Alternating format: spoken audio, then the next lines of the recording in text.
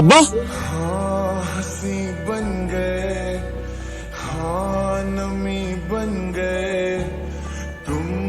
আব্বা আমি আজকে চাকরি ইন্টারভিউ দিতে যাইতেছি।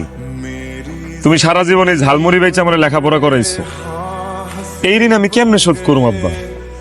কিন্তু আমি এতটুকু জানি, আমি এখন সংসারের হাল ধরতে চাই। তুমি আমার জন্য দোয়া করো আব্বা, যেন চাকরিটা হয় আমার। বাবারে, তুই আমার একমাত্র সন্তান, তোর লাগে দোয়া করবো না কার লাগে করবো? আমি দোয়া করি আল্লাহ যাতে তোর মনের আশা পূরণ করে।